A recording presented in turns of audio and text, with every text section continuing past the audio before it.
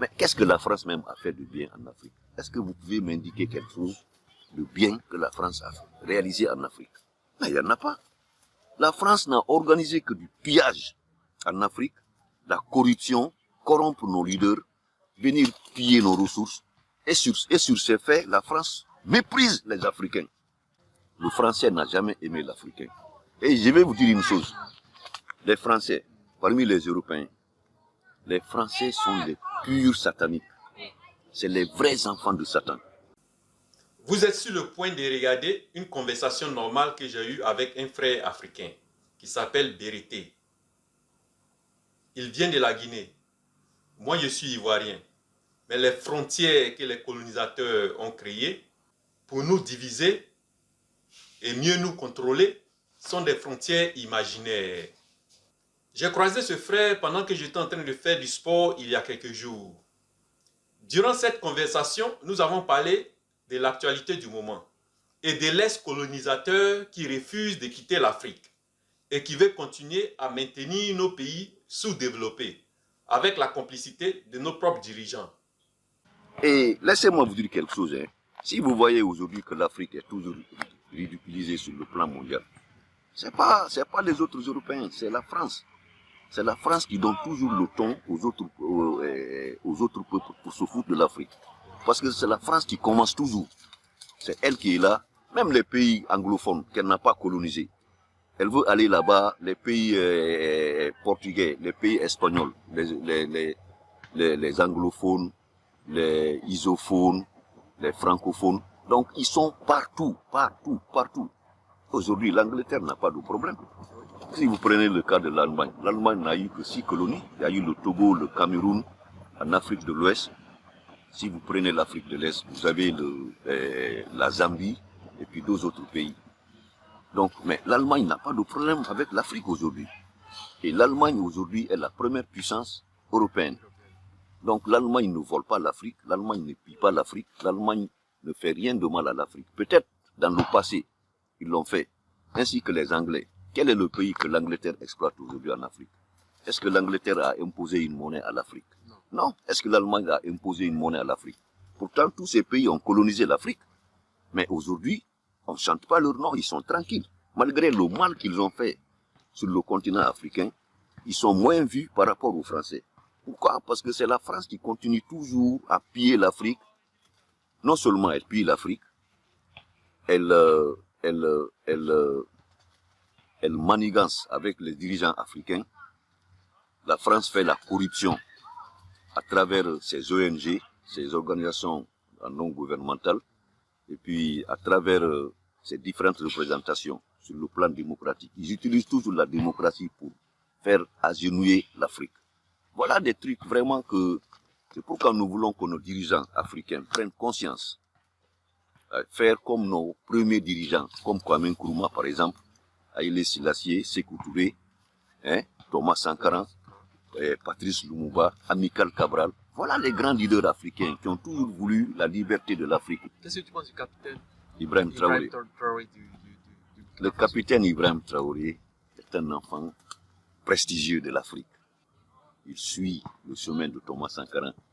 Thomas Sankara qui est un homme intègre. Thomas Sankara qui est un homme, un fils digne de l'Afrique, qui a toujours défendu l'Afrique sur tous les plans. Mais avant Thomas Sankara, parce que Thomas Sankara c'est dans les années 80, il a pris le pouvoir en 83 et puis en 87, il y a son ami intime Blaise Compaoré qui l'a fait sauter. Mais aujourd'hui, il faut voir Blaise Compaoré. Il est misérable aujourd'hui. C'est pourquoi, avant de faire quelque chose, il faut réfléchir. Il ne faut pas toujours suivre la corruption des Blancs pour faire du mal à ton frère africain. Blaise Compaoré, aujourd'hui, il est pitoyable. Quand tu le vois, tu as pitié de lui. Il dort pas. Parce qu'à chaque fois il dort, il voit l'image de Sankara qui vient la nuit, qui lui dit « Ah, pourtant j'étais ton ami ». Donc ça ne peut pas le mettre à l'aise. Bon, si on prend le cas de Sékou Touré, par exemple, qui a eu le courage de dire non au général de Gaulle. Il n'a pas dit ça derrière lui. Il a regardé le général de Gaulle côte à côte, comme on est là comme ça. Il a dit non. Nous préférons la liberté dans la pauvreté par rapport à la richesse dans l'esclavage. Ça ne veut pas dire qu'on préfère être pauvre tout le temps, hein, parce qu'on veut être libre. Non, cela n'a rien. Ils veulent seulement parler de la liberté, la vraie liberté des Africains et de son pays. Mais malheureusement, il n'a pas été compris. Les vrais panafricanistes africains, comme l'ancien président malien, M. Modibo Keïta. Modibo Keïta a eu le courage, depuis les premières années de l'indépendance, à bâtir sa propre monnaie, le franc malien. C'est à cause de ça, d'ailleurs, ils l'ont fait sauter. Ils sont venus corrompre Moussa Traoré, qui était un militaire, qui était lieutenant à l'époque. Hein. Donc Moussa Traoré et Modibo, ce sont des frères, ils sont tous des Maliens, ils sont tous des Malinqués. Moussa Traoré, il est Malinqué. Et Modibo Keïta, il est Malinqué. Mais la France va toujours passer par tes frères, par tes propres relations, par tes propres frères pour détruire le continent. Mais aussi, nous ne devons pas oublier de souligner certains leaders africains, comme Senghor par exemple, Léopold Sédar Senghor du Sénégal et Houphouët-Boigny de la Côte d'Ivoire.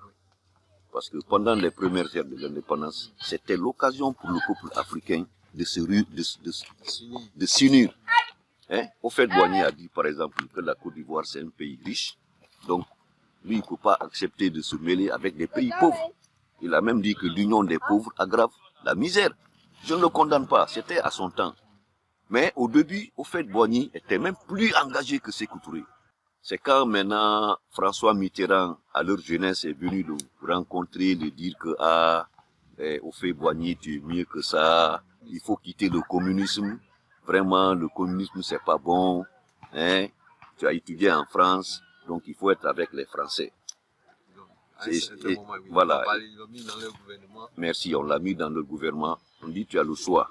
On l'a donné le choix. Soit tu es avec nous, soit tu n'es pas avec nous. Et si tu n'es pas avec nous, ça veut dire que tu es contre nous.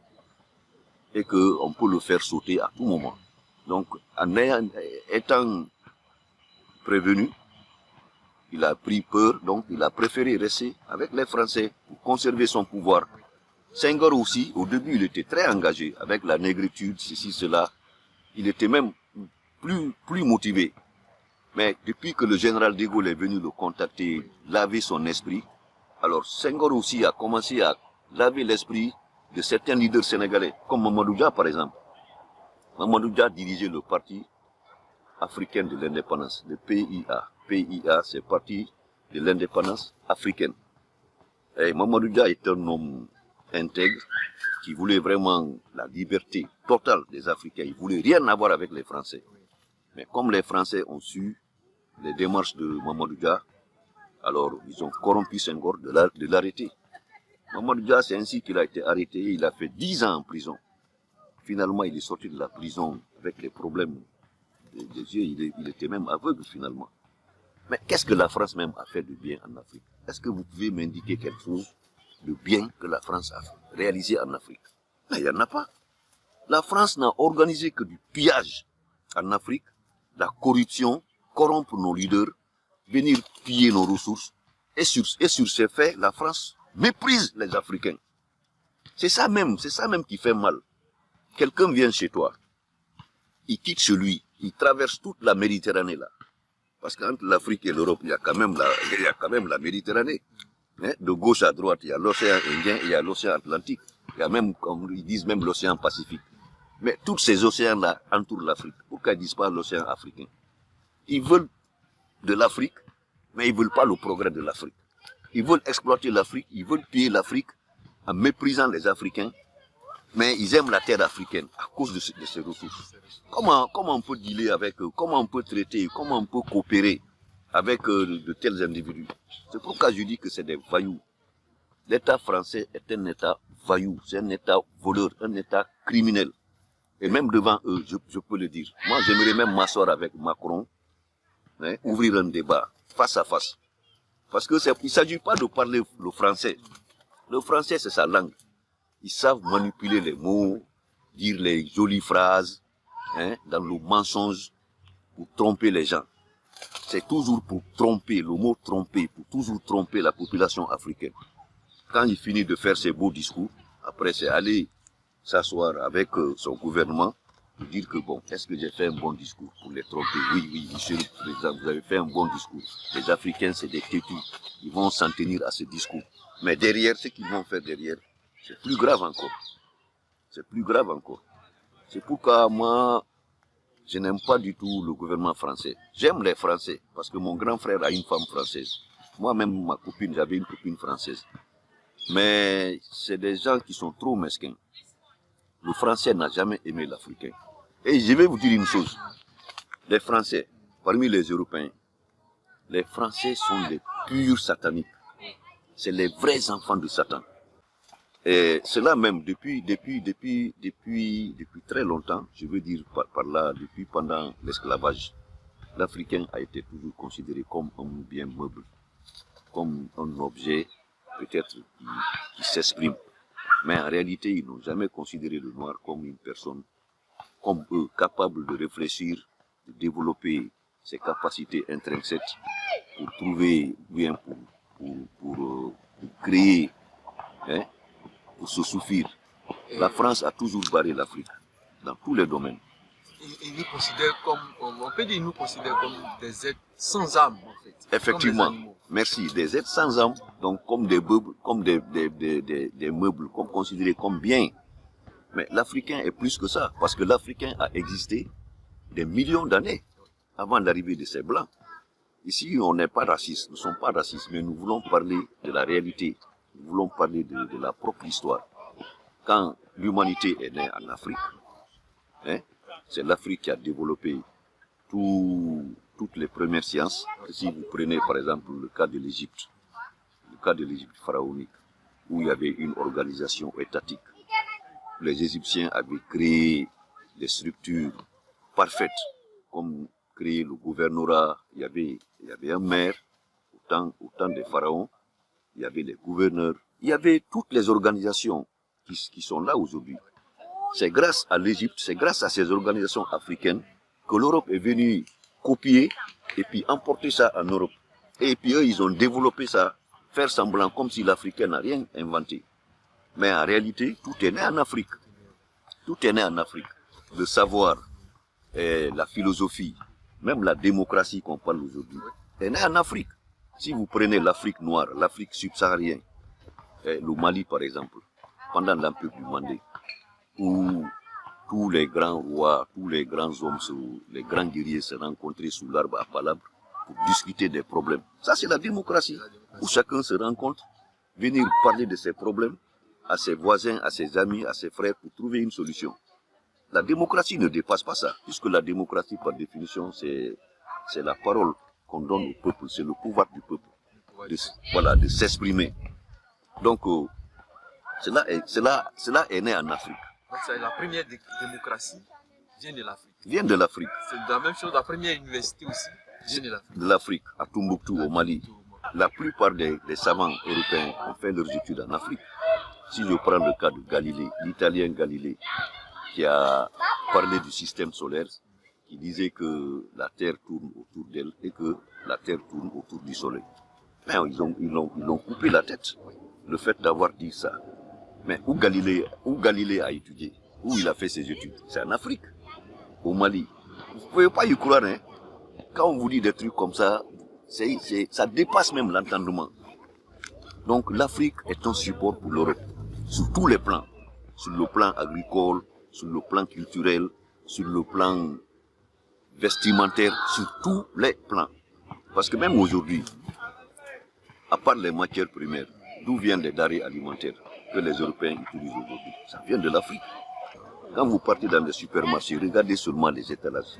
La plupart des fruits, les bananes, les oranges, les étiquettes, ça vient de oui, différents pays d'Afrique. Voilà, ça vient de différents pays d'Afrique. Et comment se fait-il qu'ils continuent toujours à brimer cette Afrique, à ne pas reconnaître les efforts des Africains? Hein? Depuis, d'abord, il y a eu la colonisation, où ils ont tué plus de 800 millions d'Africains, parce qu'ils veulent cacher les chiffres, les statistiques, en disant qu'il y a eu seulement 200 millions. C'est pas 200 millions. Ils ont tué plus de 800 millions d'habitants, d'Africains, sur le champ pendant l'esclavage. Rien que dans le parcours de l'Afrique en Amérique, vous voyez ces sauvages-là qui prenaient des Noirs africains, qui les jetaient dans l'eau pour que les requins les mangent. Je m'honore du fait que dès 2013, nous ayons joué un rôle qu'aucun autre pays non africain n'a jamais joué. Aucun autre. C'est notre fierté et c'est pourquoi je me mettrai toujours en colère et m'indignerai devant les dirigeants, les journalistes, les opinions publiques qui attaquent la France sur ce sujet. Parce que nos enfants sont morts en Afrique pour lutter contre le terrorisme là-bas. Oui, parce que quand Hitler s'est levé, Hitler est venu envahir la France. Qui est venu libérer la France? Ce n'est pas les Américains, ce n'est pas les Français. Ce sont l'ensemble des pays africains qu'on avait mis au front. Hein? Les Français se cachaient toujours derrière les Africains. Mais on a sacrifié les Africains, les soldats africains, qu'on appelle tirailleurs. Ah, quelqu'un qui a suivi une formation pendant des mois, même pendant 2 ou 3 semaines. Hein? La formation, c'est apprendre les différentes techniques de combat.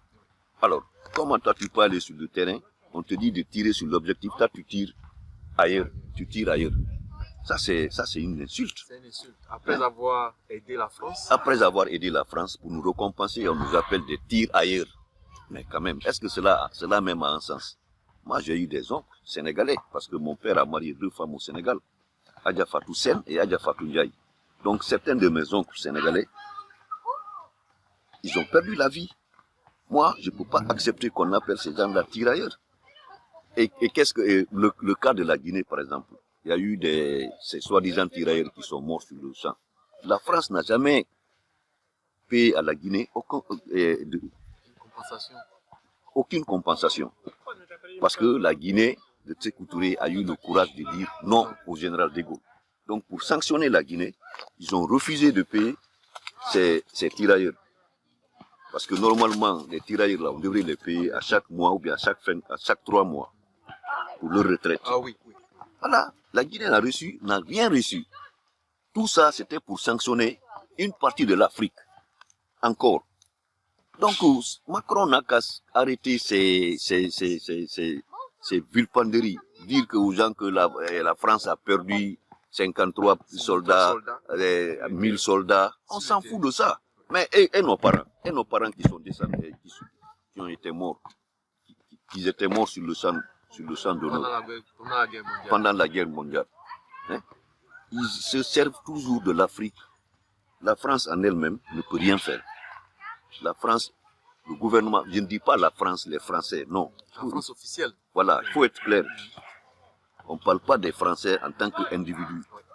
Mais le gouvernement français, tous les différents gouvernements français qui se sont succédés, sont des gouvernements dictateurs. Ils n'appliquent que la dictature à leur propre peuple d'abord, puis au peuple africain. Mais il est vrai que jadis, les Européens sont venus en Afrique en conquérant. Ils ont pris la terre de vos ancêtres. Ils ont banni les dieux, les langues, les croyances, les coutumes de vos pères. Ils ont dit à vos pères ce qu'ils devaient penser, ce qu'ils devaient croire, ce qu'ils devaient faire. Ils ont coupé vos pères de leur passé. Ils leur ont arraché leur âme et leurs racines. Ils ont désenchanté l'Afrique. Ils ont eu tort.